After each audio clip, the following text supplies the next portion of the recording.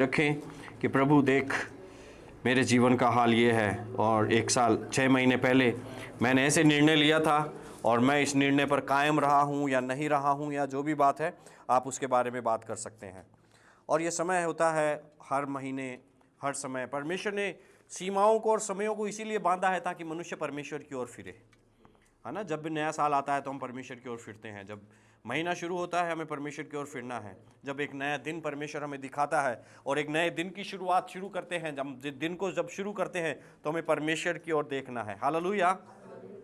परमेश्वर ने समयों को और देश की सीमाओं को इसीलिए बनाया है ताकि मनुष्य परमेश्वर की ओर फिरे। देखो, बिना विश्वास के परमेश्वर को प्रसन्न करना अनहोना है। बोलो, बिना विश्वास के परमेश्वर को प्रसन्न करना अनहोना है। हालेलुया। आपकी समझ बढ़ जाए यीशु मसीह के नाम से और आप उन बातों को जानें कि आप परमेश्वर को कैसे प्रसन्न कर सकते हैं। आज्ञा पालन के द्वारा परमेश्वर प्रसन्न नहीं होता है। आज्ञा पालन तो हमें करना ही है, लेकिन विश्वास के द्वारा परमेश्वर प्रसन्न होता है। हालेलुया।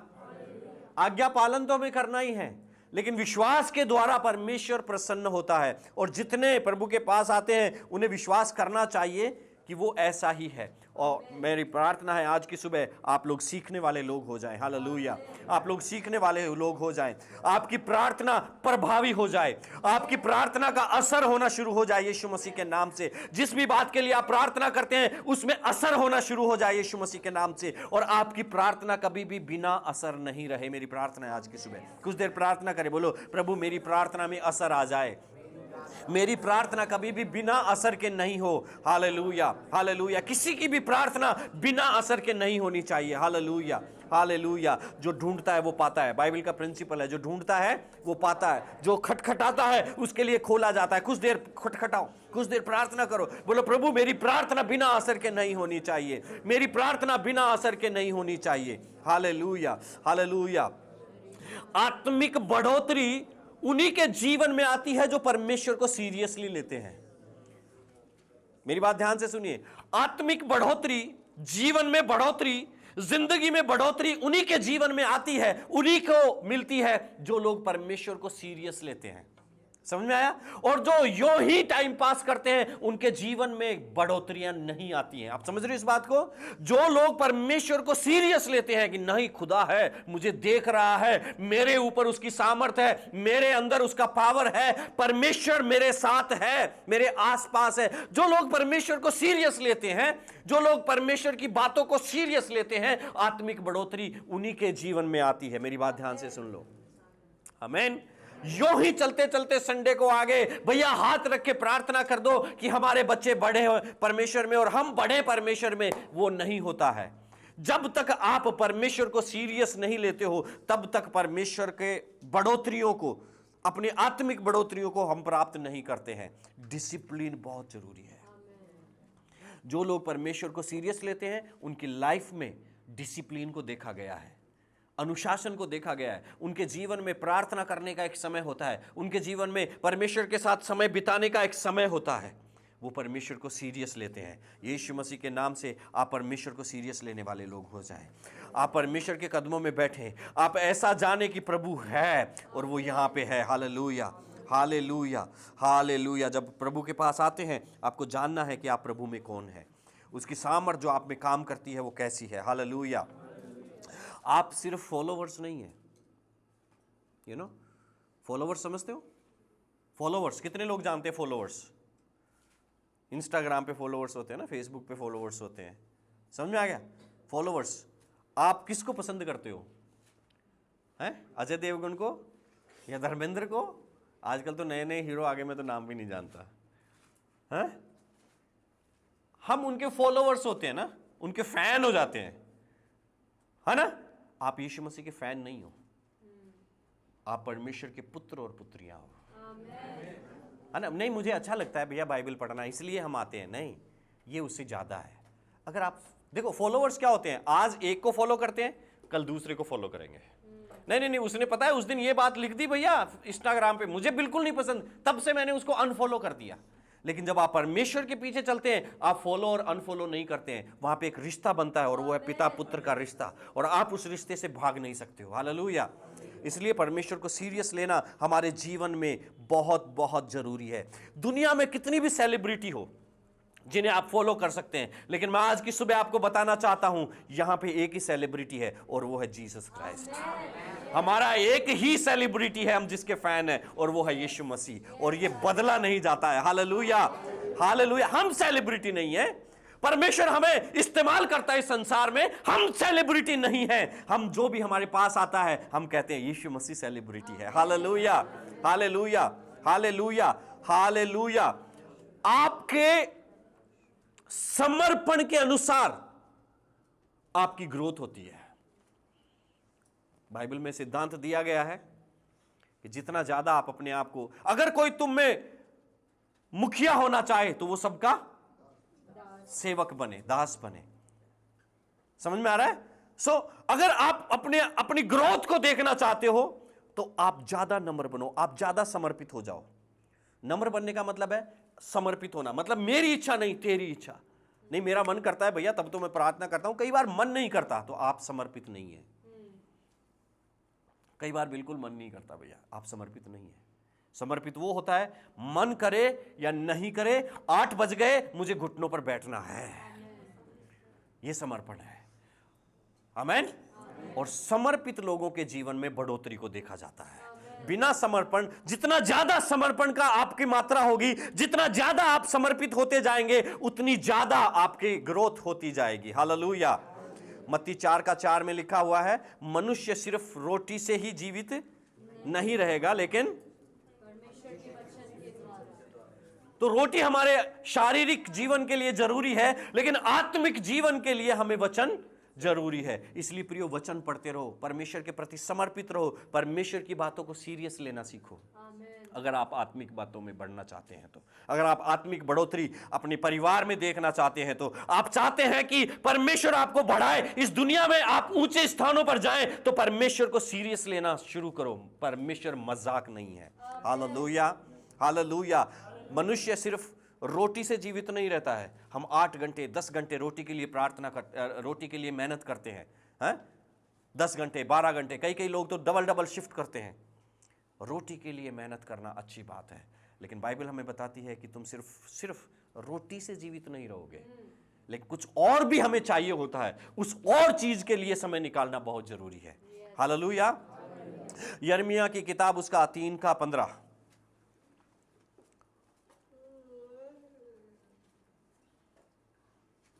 क्या लिखा है? यिर्मयाह 3:15, मैं तुम्हें अपने मन के अनुकूल चरवाहे दूंगा जो ज्ञान और बुद्धि से तुम्हें चराएंगे। पर देखिए, परमेश्वर के मन के अनुसार जो चरवाहे होते हैं, जो पास्टर्स होते हैं, जो अगुवे होते हैं, वो आपको क्या करेंगे? ज्ञान और बुद्धि से चराएंगे। ज्ञान और बुद्धि से चराएंगे। परमेश्वर का ज्ञान जरूरी है, परमेश्वर की बुद्धि जरूरी है। बहुत सारे लोग हैं जिनको ज्ञान है लेकिन बुद्धि नहीं है, और बहुत सारे लोग हैं जो बुद्धिमान हैं लेकिन उनको ज्ञान नहीं है। हालेलुया। लेकिन परमेश्वर आपको ऐसे चरवाहे देगा, यहां पे वायदा किया गया है, जो आपको क्या करेंगे? ज्ञान से और बुद्धि से भी चराएंगे। हालेलुया। मेरी प्रार्थना है आपके जीवन में ऐसे पास्टर्स आए, ऐसे अगुवे आए जो आपको ज्ञान और बुद्धि से चलाएं। आमीन।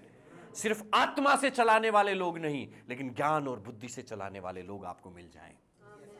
परमेश्वर का फेवर जब आपकी लाइफ के ऊपर आता है, परमेश्वर जब आपके पक्ष में खड़ा होता है, तो सबसे पहले आपके जीवन से ऐसे अगुवों को दूर करता है जो ज्ञान और बुद्धि से आपको नहीं चलाते हैं, जो सिर्फ पैसे के लिए आपको चला रहे हैं। हालेलुया। समझ में आ रहा है?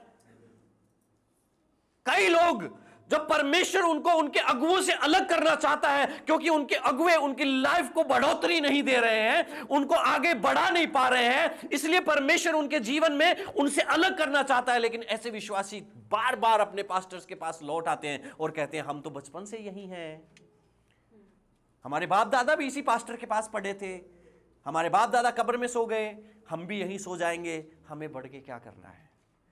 जब परमेश्वर का फेवर आता है, मैं आपको बताना चाहता हूं, आपको ऐसे लोगों से दूर लेकर के जाएगा परमेश्वर। और आपको ऐसे पास्टर से मिलाएगा, ऐसे अगुओं से मिलाएगा जो आपको ज्ञान और बुद्धिमानी से, परमेश्वर के ज्ञान से और परमेश्वर की बुद्धिमानी से चला सके।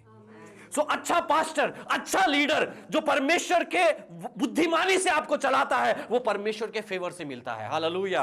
आप उसको नहीं ढूंढ सकते हैं, लेकिन परमेश्वर कहता है कि मैं तुम्हें ऐसे चरवाहे दूंगा जो मेरे मन के अनुसार होंगे। हालेलुया। आपके मन के अनुसार नहीं है। हालेलुया। एक मैंने जीवन में देखा है, अनुभव किया है कि पास्टर का लेवल से ऊपर अगर आपको बढ़ना है तो आपको वहां से निकलना पड़ेगा। समझ में आया? समझ में आया? पास्टर का, आपके अगुए के, आपके लीडर के अनुभव से, उसके ज्ञान से, उसके बुद्धि से अगर आपको आगे बढ़ना है तो आपको उससे अलग होना पड़ेगा। और आपको ऐसे अगुए परमेश्वर देगा जो आपको उस जीवन में आगे बढ़ा सके। मैंने देखा है लोग उद्धार के बाद में लोग बढ़ नहीं पाते हैं क्योंकि उनको अच्छे चरवाहे नहीं मिले हैं। मैं किसी के ऊपर आक्षेप नहीं लगा रहा हूं, मैं किसी को कष्ट नहीं पहुंचाना चाहता हूं, लेकिन मैं आपको बताना चाहता हूं, परमेश्वर ने इफिसियों की पत्री जब आप पढ़ते हैं वहां पे लिखा है कि परमेश्वर ने 5 तरह की सेवकाइयां दी हैं। क्यों दी है? ताकि कलीसिया उन्नति पाए। अगर कोई कलीसिया उन्नति नहीं कर पा रही है तो किसकी गलती है? 5 तरह की सेवकाइयां वहां सही नहीं हो रही हैं। इसलिए प्रियो, अगर आपकी आत्मिक उन्नति सही नहीं हो पा रही है तो वहां से निकलो जहां पे आप बैठे हो और उस जगह पर जाओ जहां पे आपको आत्मिक उन्नति मिलती है। Hallelujah, hallelujah. और मैं आपको बताता हूं, जब परमेश्वर का फेवर आपकी लाइफ पर आता है तो परमेश्वर सबसे पहले आपको गलत लोगों से अलग करता है और सही लोगों के साथ आपके कनेक्शन को करता है। Hallelujah, hallelujah. बोलो परमेश्वर, मैं धन्यवाद करता हूं आप। Hallelujah, hallelujah. मैं धन्यवाद करता हूं प्रभु जी, धन्यवाद करता हूं। आपको भी सावधान रहना है। किस लिए सावधान रहना है? जो वचन बोया जाता है उसे शैतान चुराने नहीं पाए, क्योंकि सबसे बड़ा खतरा एक ही है और वो है कि बीज बोते ही शैतान चुरा ले। हम रिकॉर्डिंग क्यों कर रहे हैं? हम रिकॉर्डिंग इसलिए करते हैं कि ताकि आप 2 दिन बाद में, 3 दिन बाद में जब ये लाइव आए तो आप इनको सुन सको। और जब आप एक बार दोबारा वचन को सुन लेते हो तो अब ये दोबारा आपके स्पिरिट में आ गया, अब इसे शैतान चुरा नहीं पाएगा। लेकिन एक बार यहां से जाने के बाद अगर आपको याद नहीं है कि कल मैंने क्या सुना था, तो उसको शैतान चुरा ले गया है। इसलिए सावधान रहना है। आपके पासवान, आपके लीडर आपके लिए मेहनत करते हैं, रात को जगते हैं, प्रार्थना करते हैं, परमेश्वर का वचन आपके ऊपर लेकर के आते हैं, आप तक पहुंचाते हैं। आपको सावधान रहना है कि इतनी आसानी से शैतान उसे चुरा करके नहीं ले जाए। हालेलुया। क्योंकि वचन के द्वारा बढ़ोतरी है, वचन के द्वारा बढ़ोतरी है। बिना वचन के आप परमेश्वर की बुद्धिमानी में और ज्ञान में नहीं बढ़ सकते हो।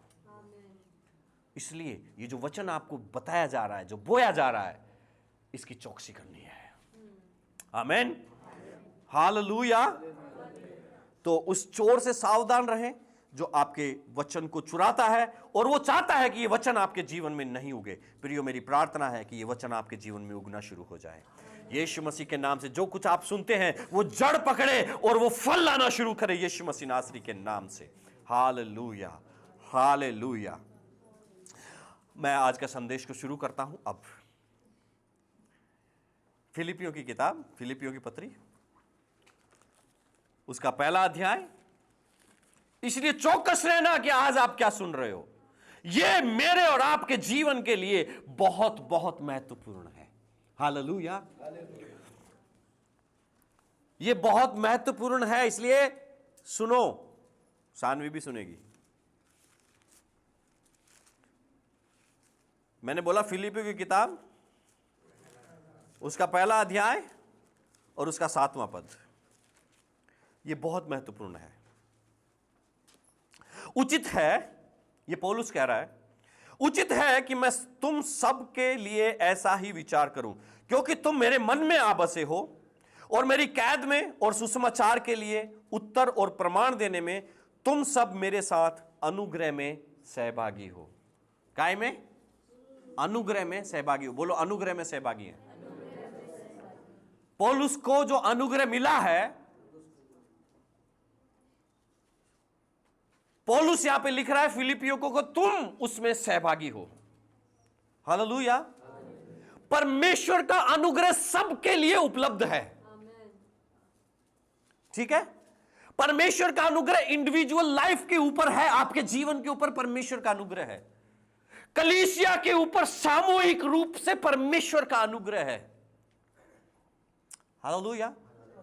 क्या कोई ऐसा कह सकता है कि परमेश्वर का अनुग्रह मेरे जीवन के ऊपर नहीं है? सबके जीवन के ऊपर इंडिविजुअली, अलग अलग व्यक्तिगत रूप से परमेश्वर का अनुग्रह जीवनों के ऊपर है, और सामूहिक रूप से कलीसियाओं के ऊपर परमेश्वर का अनुग्रह है, ग्रुपों के ऊपर, सेवकाइयों के ऊपर परमेश्वर का अनुग्रह है। आमीन। लेकिन पौलुस यहां पे ये कह रहा है कि जो अनुग्रह मुझे दिया गया है तुम उसमें सहभागी हो। हालेलुया।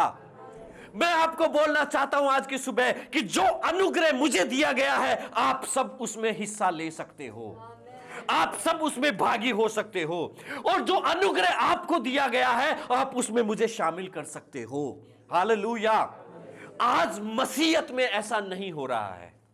आज मसीहत में एक ग्रुप दूसरे से अलग हो गया है, एक विश्वासी दूसरे से अलग हो गया है। हम घरों में जाकर के प्रार्थना करना बंद कर चुके हैं, हम एक दूसरे से संगति करना बंद कर चुके हैं। इसका असर यह हुआ है कि आप दूसरे के अनुग्रह में भागी नहीं हो रहे हो, और आपके अनुग्रह में आप दूसरे को भी भागी नहीं कर रहे हो।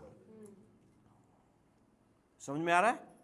अगर हम मिलेंगे नहीं, अगर हम बात नहीं करेंगे, एक दूसरे के लिए प्रार्थना नहीं करेंगे, अपना प्रेम प्रदर्शित नहीं करेंगे, एक दूसरे को फेवर नहीं करेंगे, एक दूसरे की हेल्प नहीं करेंगे, तो कैसे आप एक दूसरे के अनुग्रह में भागी हो सकते हो? हालेलुया। बाइबल में दो शब्द हैं, एक अनुग्रह और एक फेवर। अनुग्रह सबके लिए मुफ्त है, लेकिन फेवर मुफ्त नहीं होता है। जब आप आज्ञा पालन में बढ़ते हैं, जब आप परमेश्वर के मन के अनुसार कार्य करते हैं, तो परमेश्वर का फेवर आपकी लाइफ के ऊपर आता है। समझ में आया? परमेश्वर कई बार बिना मेहनत किए भी अपना फेवर लाइफ के ऊपर देता है। उदाहरण के लिए इजरायली लोग, उन्होंने कोई अच्छा काम नहीं किया, लेकिन उन्होंने परमेश्वर की दुहाई दी और परमेश्वर का फेवर उनकी लाइफ के ऊपर आया। मैं दोनों में अंतर समझाता हूं। Hallelujah, thank you Jesus. परमेश्वर का अनुग्रह यह है कि इज़राइल मिस्र की गुलामी से बाहर आया, यह परमेश्वर का अनुग्रह है। समझ में आ रहा है? लेकिन वो खाली हाथ वापस नहीं आए, यह परमेश्वर का फेवर है। वो उनको लूट करके आए, ये परमेश्वर का फेवर है। हालेलुया। परमेश्वर आपको पाप के बंधन से आजाद करता है, ये उसका अनुग्रह है। लेकिन वो स्वर्गीय स्थानों में बैठाता है, ये उसका फेवर है। हालेलुया। जीवन और भक्ति से संबंधित हर एक चीज आपको दी गई है, ये उसका फेवर है। Hallelujah, hallelujah. सो अनुग्रह और फेवर में अंतर हमें समझना है। बाइबल में फेवर का, हिंदी बाइबल में फेवर का कोई सही ट्रांसलेशन नहीं किया गया है। कई जगह कृपा लिखा हुआ है, कई जगह अनुग्रह लिखा हुआ है, कई जगह पक्ष लिखा हुआ है कि उसने पक्ष ले लिया, मतलब फेवर ले लिया। ठीक है, तो इंग्लिश बाइबल में जब आप केजेवी पढ़ेंगे तब वहां पे ये साफ दिखता है कि कहां पे फेवर लिखा हुआ है। और परमेश्वर का फेवर हमारे, मेरे और आपके जीवन के लिए हमें बहुत बहुत जरूरी है। लोगों को मैंने एक चीज देखा है, लोगों के जीवन के ऊपर जो अनुग्रह है ना, विशेषकर भविष्यवाणी का, चंगाई का, नौ वरदानों से भरने का, लोग आसानी से प्राप्त कर लेते हैं, लेकिन फेवर प्राप्त करने में समय लगता है। समझ में आया? फेवर में लोग आगे नहीं बढ़ पाते, इसलिए बड़ी बड़ी मिनिस्ट्रीज को मैंने देखा कि नाश हो जाती है। फेवर नहीं है, अनुग्रह तो है। अभी हम रोमियो की एक यहां पे आयत दिखाई गई थी, क्या था?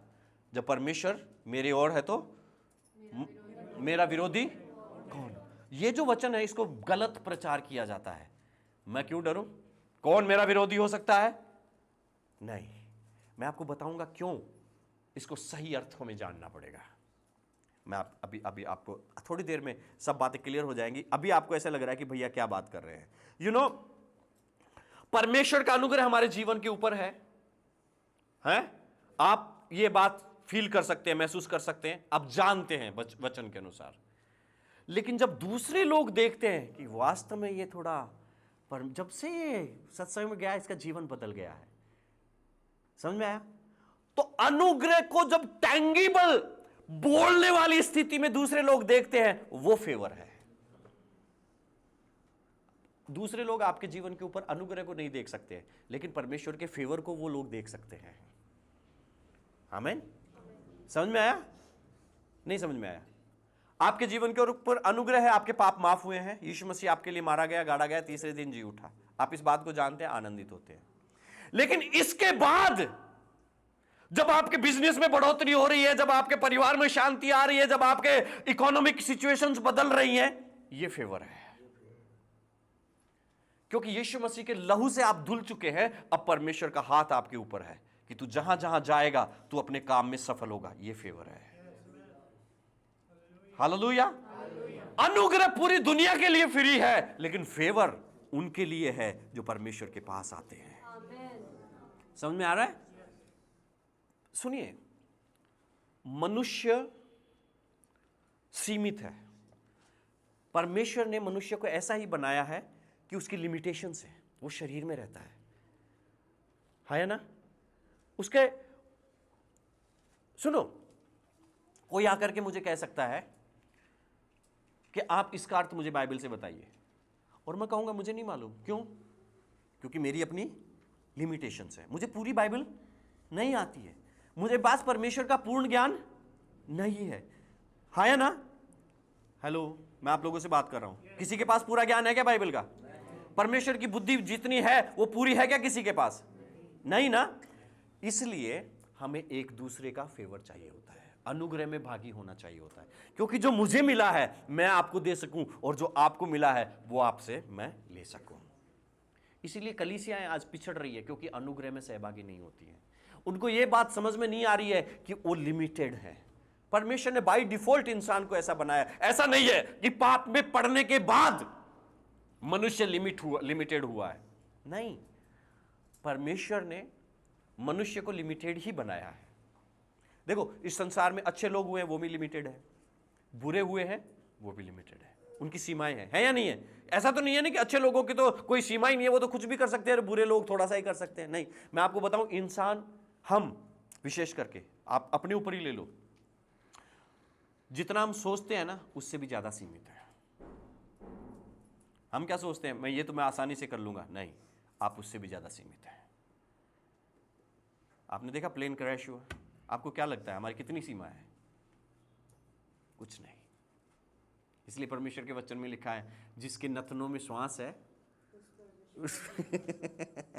क्योंकि उसकी सीमा है, उसकी लिमिटेशंस है। वो आपको कह के सोएगा सुबह मैं तेरी हेल्प करूंगा, लेकिन रात को उसका प्राण निकल गया। हमारी इतनी सीमा है। परमेश्वर ने ऐसा ही बनाया इंसान को। समझ में आ रहा है ना? लेकिन परमेश्वर का फेवर इस लिमिटेड इंसान के ऊपर इतना ज्यादा है। इसलिए मैं आपको बोलना चाहता हूं, हम एक दूसरे के अनुग्रह में भागी हों। हम एक दूसरे के अनुग्रह में भागी हों, ये अच्छी बात है। हमें ऐसा होना चाहिए। हाँ या ना? जीवन टाइम से मिलकर के बना हुआ है। कितने साल का जीवन है? हाँ या ना? है? टाइम से मिलकर बना है जीवन। अरे जीवन कैसे बना है? टाइम से बना है ना। कोई 70 साल, कोई 80 साल, टाइम से बना है कि नहीं बना है? हम टाइम में जीते हैं कि नहीं जीते हैं? टाइम से बाहर हम नहीं जा सकते हैं। परमेश्वर टाइम से बाहर है, इंसान टाइम में है, तो वो लिमिटेड है। सिंपल सी बात है। अब एक उदाहरण फिर आपको समझ में आएगा। मान लीजिए एक इंसान 40 साल का होने के बाद प्रभु में आता है। 40 साल का होने के बाद प्रभु में आता है। अब मान लो अगर उसकी उम्र 80 साल है कुल मिला के, तो उसका आधा जीवन तो चला गया।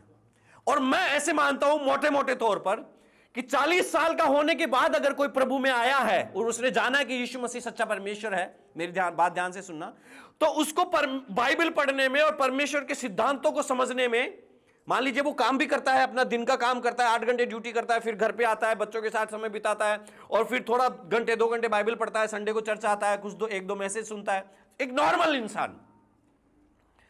बाइबल को समझ करके और पवित्र आत्मा में जीवन बिताने के लिए, उसको पूरी अंडरस्टैंडिंग के लिए 10 साल लगते हैं, ऐसा मैं मानता हूं। आपको कितना लगता है? एक व्यक्ति प्रभु में आया, मैच्योर पर्सन, और वो अपना काम भी करता रहे और बाइबल भी पढ़ता रहे, तो उसको मैच्योर क्रिश्चियन बोलने के लिए, या विश्वासी, मैच्योर विश्वासी, या ये कहे कि हाँ ये परमेश्वर को जान गया है पूरी रीति से, उसको कितना लगेगा टाइम? 10 साल। जो लोग पहले से प्रभु में, उनको पता है 10 साल कितना छोटी साल है ना? लेकिन हां, अगर आप काम धंधा छोड़ करके पूरी रीति से 3 साल के लिए बाइबल कॉलेज में पढ़ने चले जाओ, है ना, 3 साल आप, 4 साल आप बाइबल कॉलेज में पढ़े, वहां पे आपको अच्छा सा, तो हो सकता है कि ये 10 साल का समय 5 साल हो जाए। समझ में आ रहा है? परमेश्वर के अनुग्रह के द्वारा आप प्रभु में आए, परमेश्वर के अनुग्रह के द्वारा आप पर प्रकट हुआ कि यीशु मसीह सच्चा परमेश्वर है, और आप प्रभु में आए, है ना, आपका नया जन्म हुआ। लेकिन बाइबल की अंडरस्टैंडिंग के लिए जो 10 साल आपको चाहिए, वो आप 2 साल में सीख सकते हैं। ये फेवर है। समझ में आया मेरी बात को? अनुग्रह और फेवर, परमेश्वर आपकी स्पीड को बढ़ा सकता है। ये फेवर है। Hallelujah, hallelujah. आपके कमाने की स्पीड को, आपकी बचत की स्पीड को, आपकी हर एक स्पीड को बढ़ा सकता है। जब शुरू में हम सेवा में आए थे, तो हमें लगता था 2 परिवार आ गए, अब इनको कैसे संभालें, क्योंकि टाइम नहीं होता था, पूरा टाइम लगाते थे। फिर 10 परिवार, फिर 15 परिवार, आपने सुना है 2.5 लाख लोग कलीसियाओं में आते हैं, वो उनको भी संभालते हैं। ये सिर्फ और सिर्फ फेवर के द्वारा है। हालेलुया। ये मनुष्य की लिमिट के द्वारा नहीं हो सकता है, जो लिमिटेड मनुष्य है उसके द्वारा नहीं हो सकता है। लेकिन ये क्या है? बोलो, परमेश्वर का फेवर है। हालेलुया। तो अनुग्रह के साथ जब फेवर मिलता है, तो आप जो चीजें आपको 50 साल में अचीव करनी पड़ती थी, कर सकते थे अपने बल के द्वारा, लेकिन फेवर के द्वारा आप उनको सिर्फ 2 साल में अचीव कर सकते हो। Hallelujah, hallelujah. परमेश्वर के राज्य में सक्सेस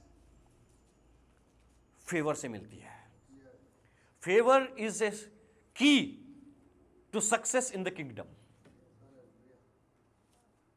आमेन। अब मैं फेवर के बारे में आपको कुछ बताना चाहता हूं। नीति वचन 13 का 15 पढ़ते हैं। पहले मैंने कुछ पदों को निकाला है। नीति वचन 13 का 15।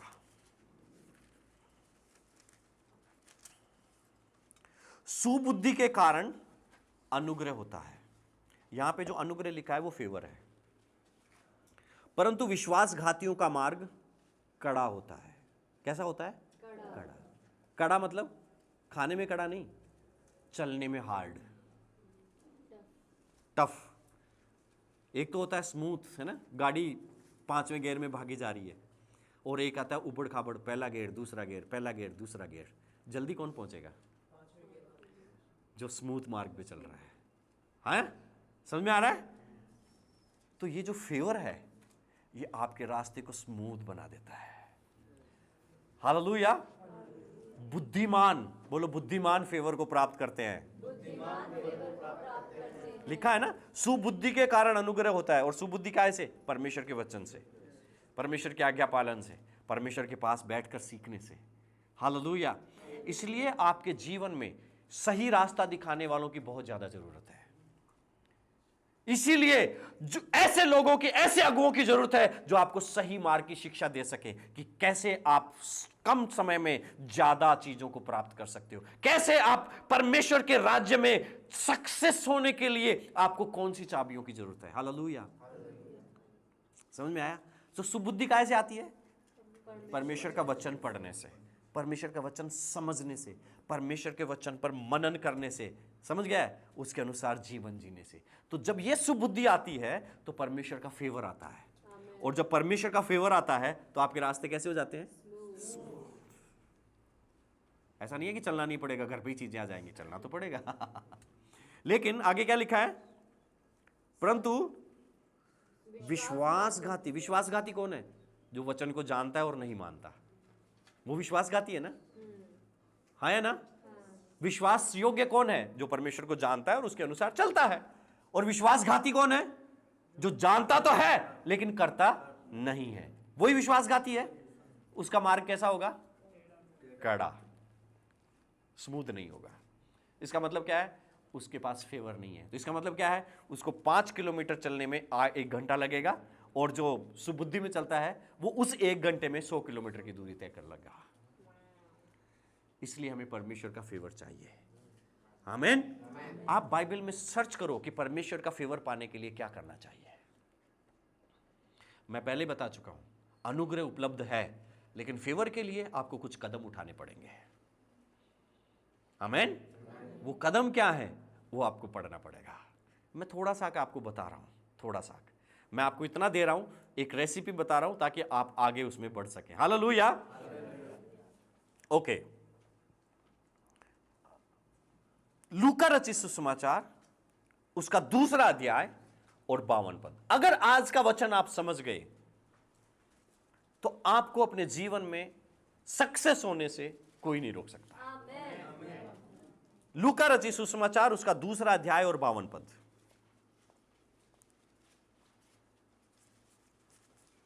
और यीशु बुद्धि और डील डोल में और परमेश्वर और मनुष्यों के अनुग्रह में बढ़ता गया। और परमेश्वर और मनुष्यों के अनुग्रह में बढ़ता गया। जहां अनुग्रह शब्द जो है उसमें फेवर लिखा हुआ केजेवी वर्जन में। बोलो फेवर में। यीशु मसीह मनुष्यों के फेवर में और परमेश्वर के फेवर में बढ़ता गया। बोलो काय काय में बढ़ता गया? समझ में आया? मैं पॉइंट पे आ रहा हूं। जब यीशु मसीह को मनुष्यों के फेवर की जरूरत पड़ी, तो आप सोचो हमें कितना ज्यादा मनुष्यों के फेवर की जरूरत पड़ेगी। हम ये कहते हैं ना परमेश्वर मेरे साथ है, मनुष्य मेरा क्या कर लेगा?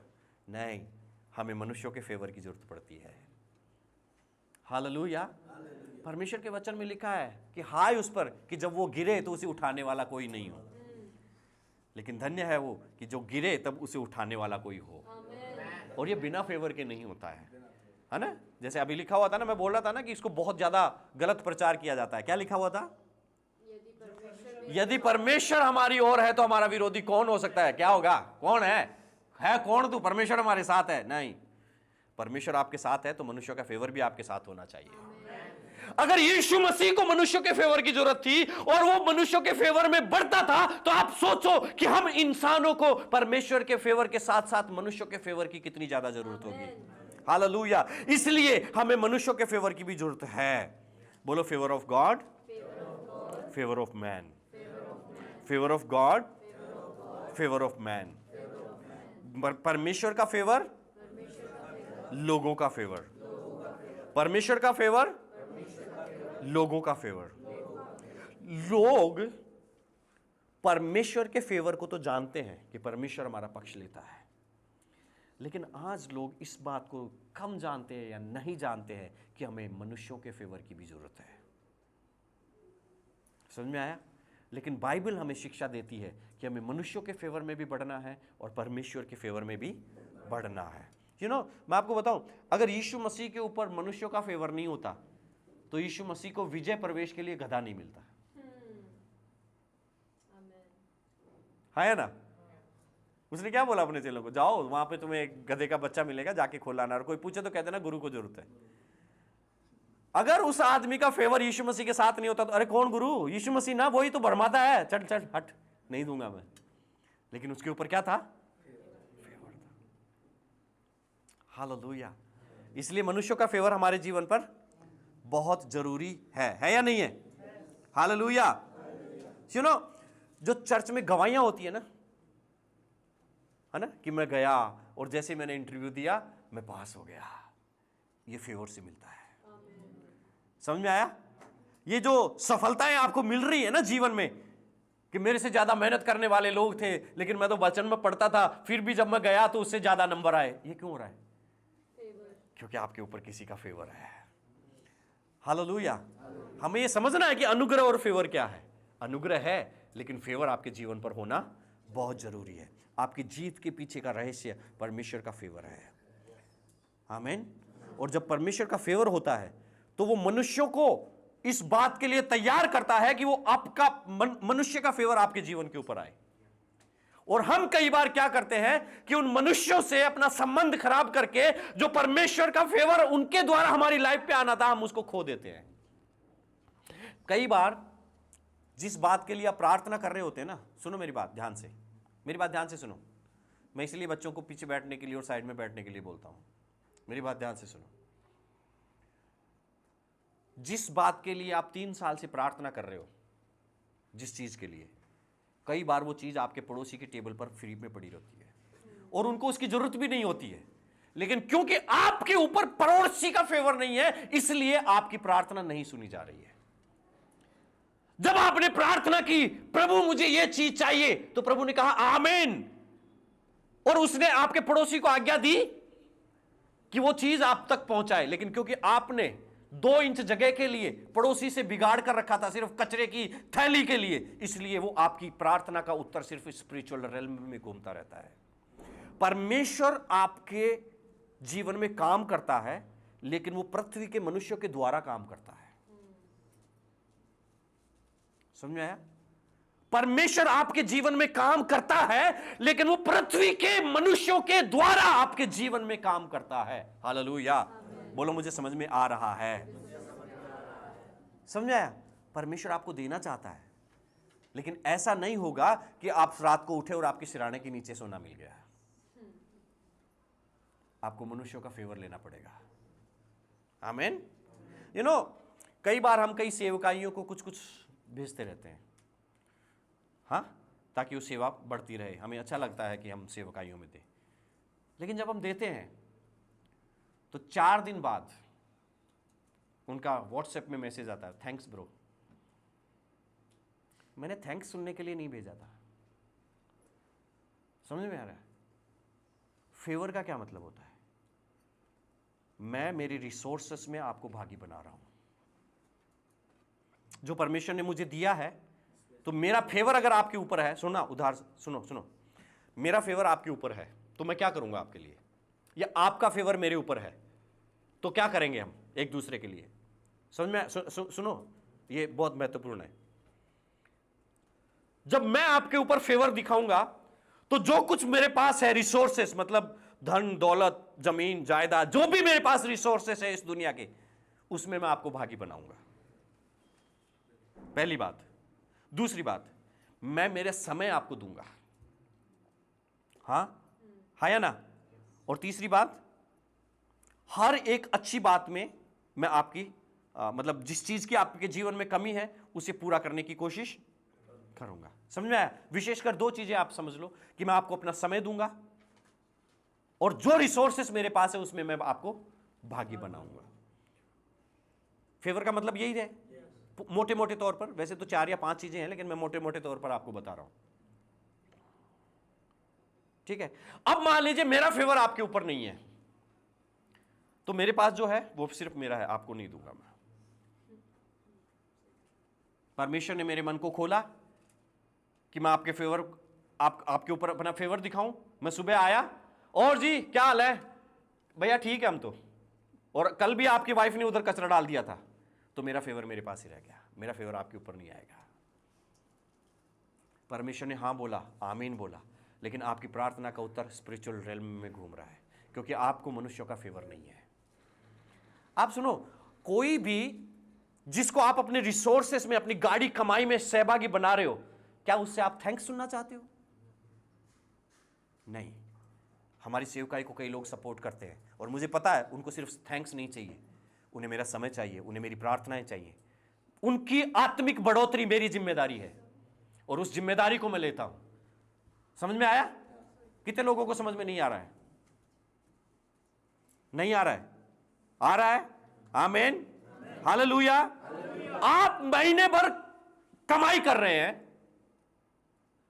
रात को 11 बजे 12 बजे आप कमाई कर रहे हैं, डबल शिफ्ट में ड्यूटी कर रहे हैं, और फिर जो कमा रहे हैं उस गाड़ी कमाई में आप हमें सहभागी बना रहे हैं, सिर्फ थैंक्स सुनने के लिए।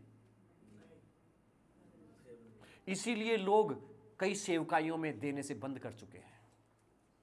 भाई, मैं अगर आपको सपोर्ट कर रहा हूं तो थैंक्स सुनने के लिए नहीं कर रहा हूं, क्योंकि मैं इसलिए सपोर्ट कर रहा हूं कि मैं मेरा फेवर आपको दे रहा हूं, तो मुझे आपका फेवर चाहिए। मैं चाहता हूं कि आप रात को जब प्रार्थना करो तो मेरे लिए प्रार्थना करो।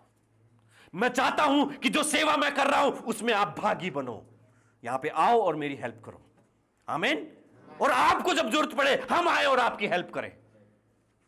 लेकिन जब हम फोन करते हैं, हम आपको हेल्प कर रहे हैं, हम हमारा फेवर दिखा रहे हैं लोगों के जीवन के ऊपर, और जब फिर हम फोन करते हैं, समझ में आया, मैं अपना फेवर लोगों के ऊपर दिखा रहा हूं। समझ में आया, मैं फेवर दिखा रहा हूं किसी भी तरीके से, चाहे तो अपने रिसोर्सेस के द्वारा जो परमेश्वर ने मुझे दिया है उनके द्वारा, या समय के द्वारा, या कैसे भी करके। और फिर जब हम फोन करते हैं कि सर इतनी तारीख को आना, के नहीं भैया टाइम नहीं है, तो मैं बेवकूफ हूं क्या जो मैं मेरा फेवर आपके ऊपर दिखाऊंगा? आया ना भाई, अगर मैं रात को तैयार हूं तो आप भी मेरे लिए रात को तैयार रहोगे। ये ऐसे ही काम करता है। अगर परमेश्वर ने आपके जीवन के ऊपर फेवर किया है तो परमेश्वर मूर्ख है क्या? उसको क्या चाहिए आपसे? विश्वासघात? अगर आप विश्वासी नहीं रहोगे तो यह फेवर उठ जाएगा। समझ में आ रहा है? तो ये दोनों तरफ से होता है। इसलिए मैं कह रहा था ये बहुत जरूरी है आज का वचन। मैं आपको सही बता रहा हूं, कई बार हमारी प्रार्थनाओं का उत्तर हमारे मोहल्ले में किसी की टेबल के ऊपर पड़ा रहता है, लेकिन हम 5 साल से प्रार्थना कर रहे होते हैं क्योंकि हम पर मनुष्यों का फेवर नहीं है। इसलिए परमेश्वर का फेवर के साथ साथ मनुष्य का फेवर भी हमारे जीवन पे बहुत बहुत जरूरी है। आमीन, हालेलुया। जब यीशु मसीह को लोगों के फेवर की जरूरत पड़ी तो हमें क्यों नहीं पड़ेगी? देखो, परमेश्वर के राज्य में इस बात से कोई फर्क नहीं पड़ता कि आपको कौन नफरत करता है, लेकिन इस बात से फर्क पड़ता है कि आपको कौन पसंद करता है। समझ में आया? उन लोगों को राजी करने की कोशिश मत करो जो आपको डिसलाइक करते हैं, जो हेट करते हैं आपको, लेकिन जो आपको पसंद करते हैं उनको बचा के रखो। कोशिश करो कि और लोग आपको पसंद करें। हम क्या करते हैं? जो हमें पसंद करता है उसको तो इग्नोर करते हैं, जो हमें डिसलाइक करता है, हेट करता है, उसके जाके बैठते हैं, और भैया कैसे हो? नहीं, हम ऐसे नहीं है जैसा आप समझ रहे हो। परमेश्वर का राज्य हमें ऐसा नहीं सिखाता। Who hates you doesn't matter, but who likes you is matter. आमीन। और जो आपको नापसंद करते हैं, जो हेट करते हैं, उनसे परमेश्वर निपट लेगा, क्योंकि जो आपके घृणा करते हैं, परमेश्वर ने कहा वो मुझसे घृणा करते हैं। यीशु मसीह को जब कलीसिया को शाऊल सता रहा था, यीशु मसीह ने क्या बोला? तू मुझे क्यों सताता है? तो आपके सताने वालों को डील वो कर लेगा, आपको डील करने की जरूरत नहीं है। लेकिन जो आपसे प्रेम करते हैं आप उनको डील करो। उल्टा होता है कि जब जो हमसे प्रेम करता है उसको तो हम तुच्छ जानते हैं, यार ये क्यों मेरे गैल पड़ रहे हो से, और आप समझो उसका फेवर आपकी लाइफ के ऊपर है। आमीन। और यही तो हमें चाहिए होता है। हालेलुया। जब मिस्र से इजरायली लोग बाहर आ रहे थे तो परमेश्वर के वचन में वहां पे लिखा हुआ है कि परमेश्वर ने उनके मनों को, मेरे साथ निकालिए, ज्यादा लंबा नहीं खींचूंगा मैं, बहुत सारी बातें मैंने लिखी हुई हैं, लेकिन मैं थोड़ा सा और बता करके फिर आपको आपके इस पर छोड़ूंगा कि आप इस बातें में और सीखें। निर्गमन 3:21।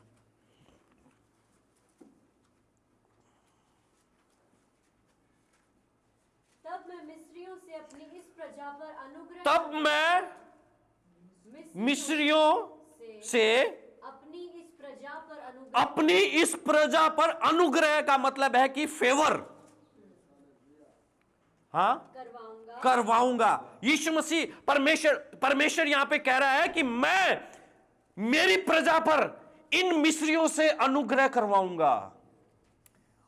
और परमेश्वर के वचन में लिखा है कि परमेश्वर ने ऐसे बोला कि तुम जाओ और उनसे सोने चांदी मांग लो। जब तुम निकलोगे तो छूछे हाथ न निकलोगे। समझ में आया? तो ये लोग गए और जाकर के मिस्रियों से कहते हैं कि देखो हम लोग आराधना करने जा रहे हैं, हमको सोने चांदी की जरूरत है, तुम्हारे पास कितना गहना है वो सब हमको चाहिए। और परमेश्वर का फेवर इन लोगों के ऊपर था, इसलिए इंसान का फेवर उनके ऊपर आया और उन्होंने जी खोलकर सोना चांदी दे दिया। अगर ये इस्राएली लोग कहते कि नहीं ये मिस्री तो हमारे दुश्मन है, हम इनके पास कैसे मांगने जाएंगे, हम तो नहीं जाएंगे, तो वो छूछे हाथ ही निकलते हैं। अब आप सोचो कि हमें मनुष्यों का फेवर कितना जरूरी है। समझ में आया? कई बार मैं आपको बता रहा हूं, कई बार आपकी जो प्रार्थना है कि आपके घर में शांति हो, वो किसी अधिकारी के, कई बार आपकी प्रार्थना जो है कि आपके घर में ये चीजें हो, वो किसी अधिकारी के एक सिग्नेचर पर डिपेंड करता है। जब परमेश्वर का फेवर आता है और वो अधिकारी साइन करता है तो आपके बरसों की, मैं आपको बोलता हूं 10 साल की प्रार्थना सुनी जाती है। तो मैं आपको बताना चाहता हूं कि मनुष्य का फेवर हमारी लाइफ के ऊपर कितना जरूरी है।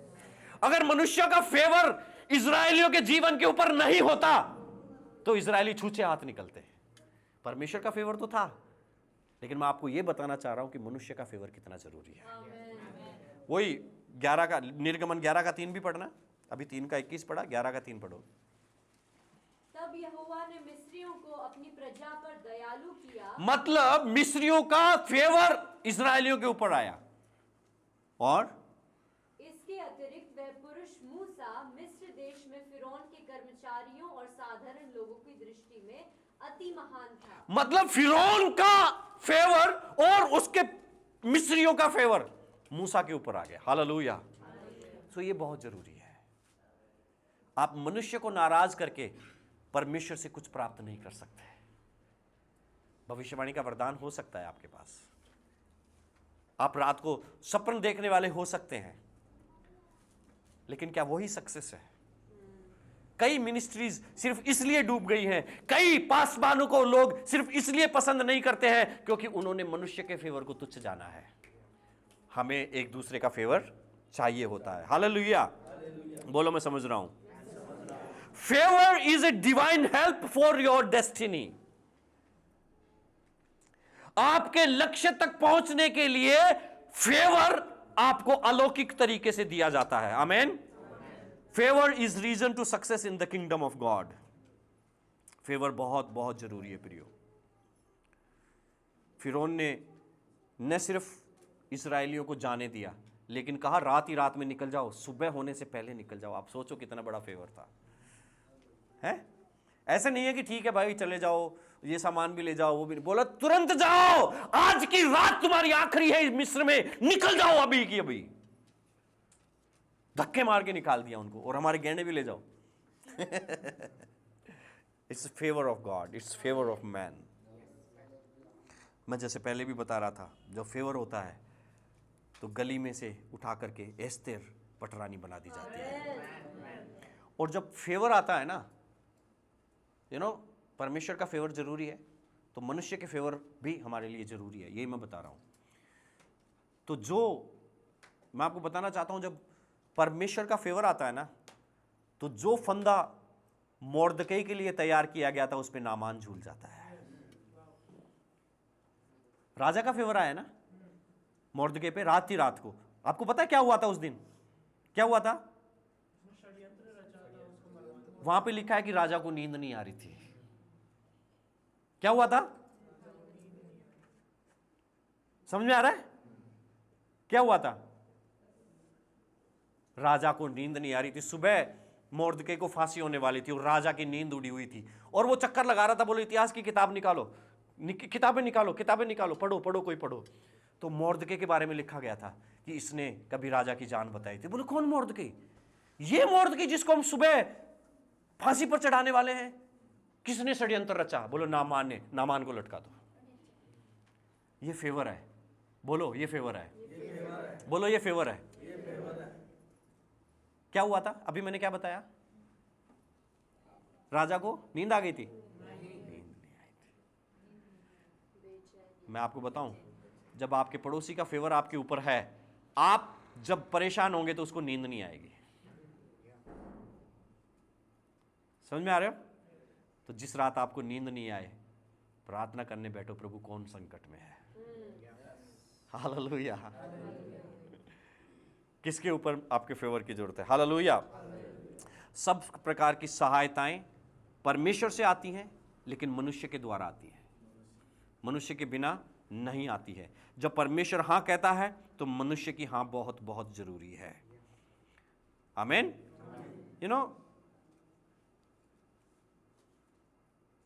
मरियम और जकरिया के बारे में मैं कई बार बोल चुका हूं, लेकिन वहां पे बाइबल में ऐसा लिखा हुआ है कि मरियम के जीवन के ऊपर परमेश्वर का फेवर था।